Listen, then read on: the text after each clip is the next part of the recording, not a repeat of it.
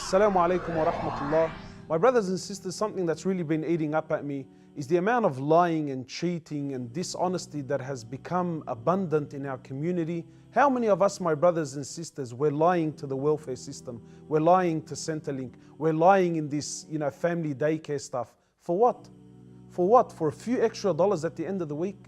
Sisters are walking into Centrelink with her hijab, kids in the pram, kid on her hand, and she's pregnant, and she's filling out paperwork, signing it, claiming that she's in a de facto relationship. What happened to the quality of a believer? A believer is supposed to be honest. A believer is supposed to be truthful in all of his dealings, in all of his transactions. Indonesia, a whole nation, it embraced Islam. How? Because they seen how the Muslims used to deal in their business, and they knew this was something special. These people are too honest. This was something special, and they embraced Islam. A whole nation. And yet look at the way we deal.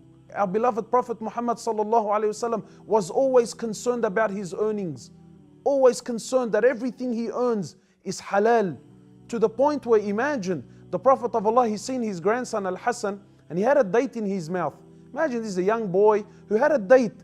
The Prophet of Allah, he ran to his grandson and took the date out of his mouth. He said to him, "What are you doing? Don't you know that this is charity?" And the family of the Prophet Muhammad sallallahu alaihi wasallam, he doesn't eat from the charity. Imagine a date, he was concerned about it. Yet you and I today, no one cares anymore. The Sahaba, imagine our mothers, they used to say to our fathers what?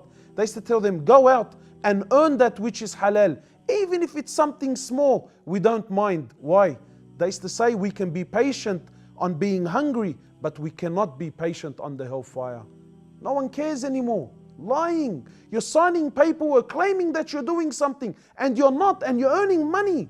And what you're not realizing, my brothers, just because everyone around you does it, that doesn't make it okay. This money that you're earning, wallahi, even if it's $1, this dollar is haram. It's haram, and everything that you do with this $1 is haram.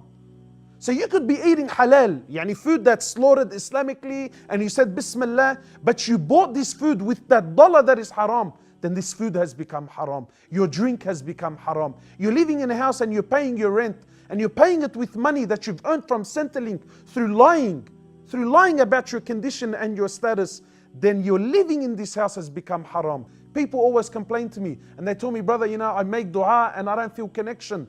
I pray and I'm not feeling anything. Why? Because of this.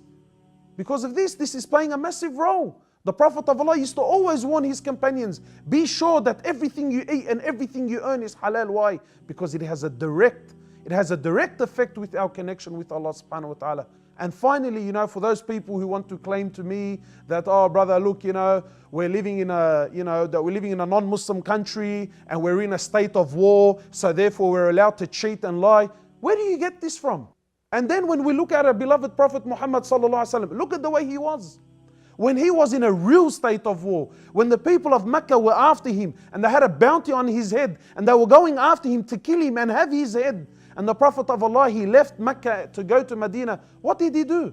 This was a man whom even the non-Muslims, they used to testify and say that he was what? As-Sadiq al-Amin. And they used to leave their belongings and they used to leave that which was valuable with him, sallallahu alayhi wasallam. So when he left Mecca for Medina and he had their belongings, what did he do?